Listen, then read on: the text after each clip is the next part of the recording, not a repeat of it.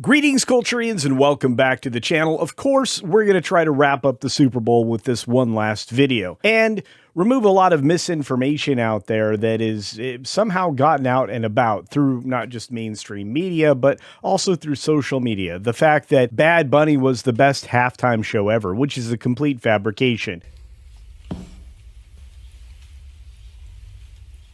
From beginning to end, this was always going to be about the halftime show, especially since there was a competing element in play. So let's talk about it and the fact that maybe Roger Goodell is in big trouble and may lose his gig. Here we go. And before we get started down this particular road, in fact, we're going to start with Newsweek's article first. We first want to remind you, we're trying to get to 50,000 subscribers, so please double check in the area down below. Make sure it says subscribed. If not, turn the red subscribe button to gray and then turn on the notification bell icon and turn them all on. And that way you don't miss anything, because I give you dozens of pieces of content and information each and every week, and I would hate for you to miss anything, and you probably would hate to miss it too. And while you're down there, hit the thumbs up button. That helps immensely with engagement. And finally, make sure you watch another video of mine after this one. I dropped another one this morning that I think you will enjoy. But let's talk from the headline from Newsweek, which is about as accurate as they're going to get. Is this headline: NFL Commissioner Roger Goodell faces calls to be fired. And from that point forward, all the political nonsense that you expect from Newsweek shows up and misleads and is inaccurate. And they ran with the original narrative, which gets knocked down by this article over at That Park Place. The usual suspects are reporting the things they want to hear that go along with their belief systems. It's called cognitive dissonance, and it really is nothing more than confirmation bias, which is what a lot of people are looking for. Not me. I want to know everything. So when the Bad Bunny halftime show record viewership narrative collapsed, final Nielsen numbers show a year-over-year decline. And the game itself was always going to lose ratings. I said so in a previous video that you can check out. I'm going to point up there. Maybe it'll show up on your screen. But as you can see, the early media victory lap surrounding the reported record-breaking Bad Bunny halftime show viewership is already falling apart. The immediate aftermath of Super Bowl LX, entertainment trades, and mainstream press outlets rushed out headlines declaring the performance was the most watched halftime in history. Preliminary projections floated a massive 135.4 million viewers, framing the show as a cultural milestone and a record-shattering success. There's just one problem. Those numbers weren't final, and they weren't accurate, and they may not have even been from any of the traditional ratings companies out there, whether it be Nielsen or Samba. And the official Nielsen averages showed up yesterday. They've been finalized, and the Bunny halftime show viewership narrative has shifted dramatically. Also, so has the scale upon which Nielsen operates, which a lot of people are not recognizing when they're looking at this new data. Starting in 2025, the reason all the numbers have looked higher and inflated is because they changed how they count things, trying to allow for not only data sets, but panel sets as well, which is changing the way people look at what these ratings actually mean and is making it difficult for advertisers. And we'll talk about that in just a moment. But the final Nielsen data tells a very different story. Updated Nielsen reporting shows that Bad Bunny halftime show averaged 128.2 million viewers. While still an enormous number, it falls well short of those early projections and quote-unquote record-breaking headlines. And even that is more misleading than we could possibly imagine. More importantly, it represents a decline from the previous year. Kendrick Lamar drew 133.5 million viewers for his halftime show, meaning Bad Bunny dropped about 5.3 million viewers. Coincidentally, it looks like that may have been where TPUSA picked up those initial 6.1 million viewers on YouTube alone. These numbers get worse and worse for the NFL, and there's no wonder there are owners meeting to talk about it. In fact, Jorge Rodriguez is reporting on the NFL holding emergency meetings. Turns out they never liked the idea of an alternate halftime show. I mean, who wants that kind of competition? And remember, this is all about money, and it opens the door to competition in the future, especially if it's driven by their own fan base and culture. And let me tell you, that's exactly what happened. TPUSA launched their own show, and while it did have some technical glitches, especially during Kid Rock's segment, like a misalignment of tracks, etc., it also had something that they weren't expecting: 6.1 live concurrent viewers on YouTube. In fact, if you add in Rumble and every other location, it's much higher than that if you start to include the fast channels that got in on the business. And you also look at what was happening on the alternate TPUSA channel, Charlie Kirk's own channel, which had around 1 million viewers just in and of itself.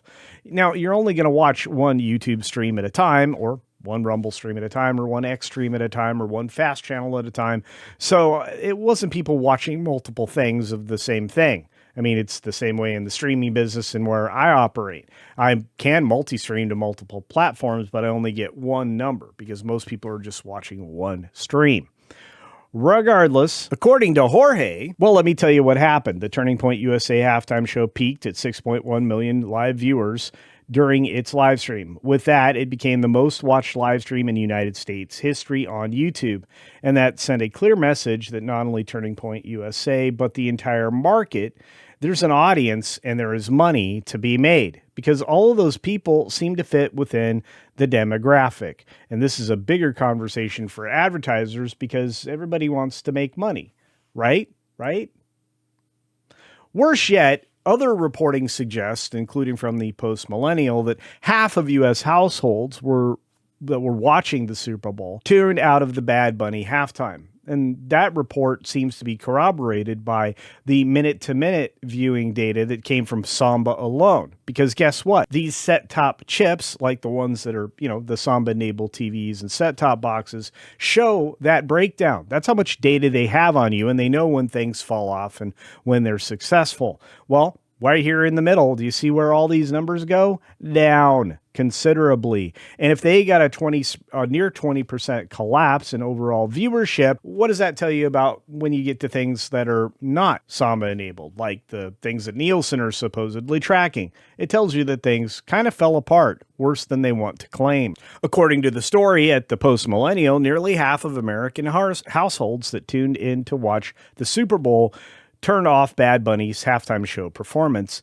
when the woke rapper took the stage during the game.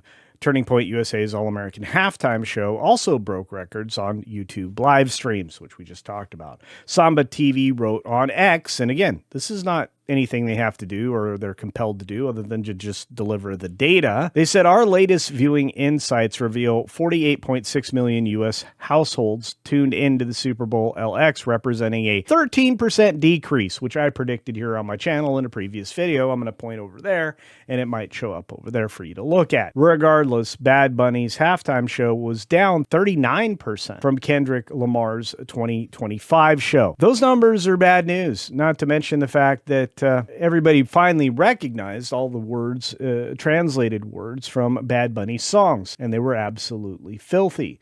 So right now, the FCC is involved in a investigation, and it looks like there are already being fines assigned, not just to the NFL, but also to Apple Music and NBC proper. That would be Comcast looking at a halftime show that maybe they shouldn't have aired in the first place. No matter what you think about Bad Bunny, and if you like his particular version of rap, if you like what he does, his particular style of music, that's fine. I don't care. Both things can exist. They can coexist. Even Jimmy Kimmel said that during one of his recent shows. You can have Kid Rock and you can have Bad Bunny. What? Or Bad Bunny. And if that means that people are going to watch one thing or the other thing, so be it. But what happens in a competing marketplace is that advertisers want the dollars and the people that spend those dollars. And if you have a massive demographic fit for a particular audience here in the United States, where should the advertising dollars go?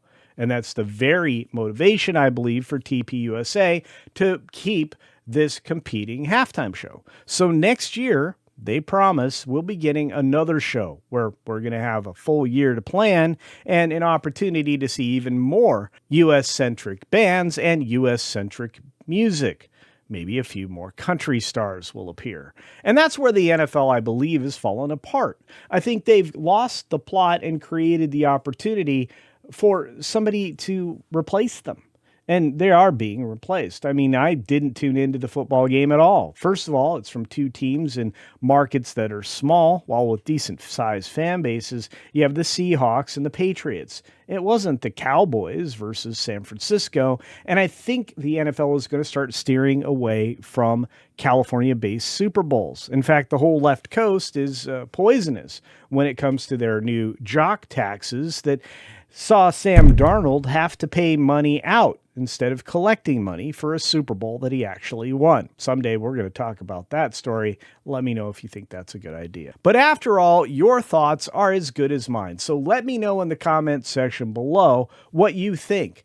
Was Bad Bunny more of a distraction than something that would have been additive to the Super Bowl? Do you think that perhaps the Roc Nation contract is a poison pill that the NFL has swallowed? Do you suspect that there is likely some changes coming into the future for the NFL? And is one of those changes going to be Roger Goodell's replacement?